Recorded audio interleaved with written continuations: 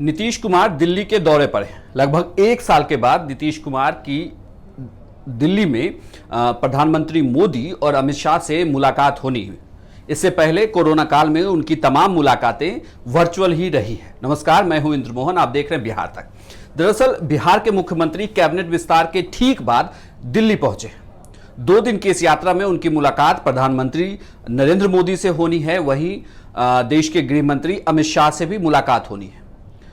इस मुलाकात के हालांकि कई मायने निकाले जा रहे हैं, लेकिन सीधे तौर पर जब नीतीश कुमार से इस बारे में सवाल किया गया तो यह एक प्रोटोकॉल मीटिंग है।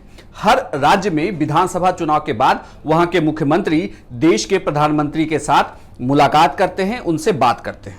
नहीं, हम तो आप जानते ही हैं कि जो कोरोना का दौर चला है उसके पहले ही हम यहाँ पर आए थे पिछले साल मार्च महीने में। उसके बाद कभी यहाँ की यात्रा नहीं हुई। अब तो आने जाने की शुरुआत हो गई है। तो एक बार तो चुनाव के बाद हमको आकर मिलना ही था, तो उसी के लिए हम आए। जहाँ तक मंत्रिमंडल के विस्तार का था वो तो हो ही गया, कल सब कुछ भी हो गया है, कोई दिक्कत नहीं है।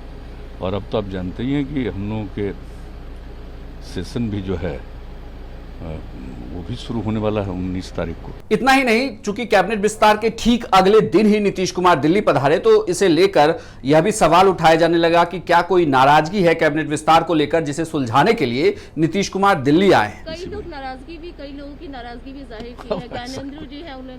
अच्छा सर, इस पे क्या कहना चाहेंगे? वो तो यहाँ पर केंद्रीय हर पार्टी में हर पार्टी के लोग डिसाइड करते हैं अपने अलायंस में कैंडिडेट्स का, उसमें कोई दूसरे लोग डिसाइड नहीं करते हैं।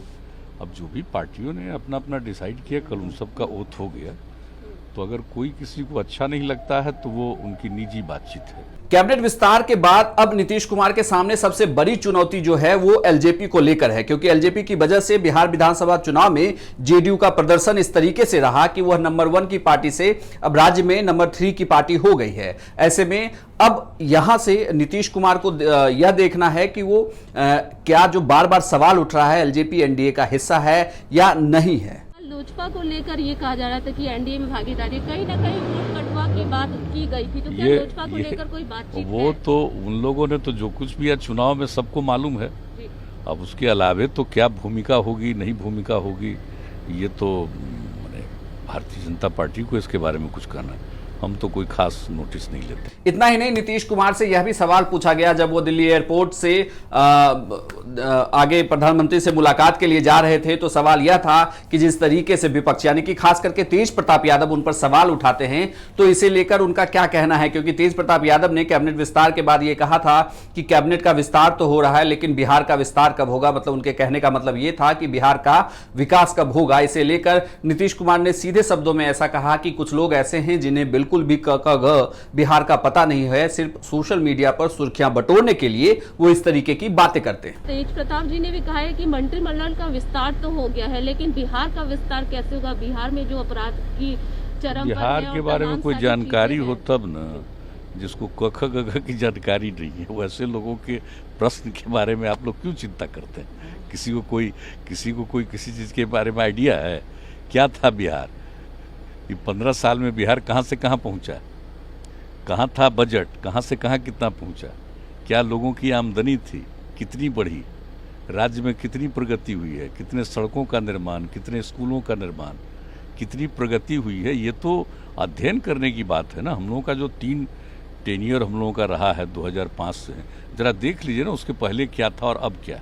अब तो निरंतर बढ़ता जा रहा है। आजकल एक ही चीज़ हो रहा है कि जो सोशल मीडिया के दुरुपयोग जो लोग करते हैं, उसी के माध्यम से गलत सलत बात लोग प्रचारित करते रहते हैं, उसका कोई मतलब नहीं।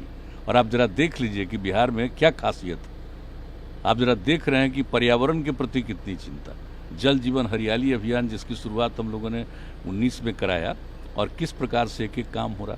तो बिहार का जो काम है धीरे धीरे लोगों को पता चलता है और अन्य जगहों पर होता है।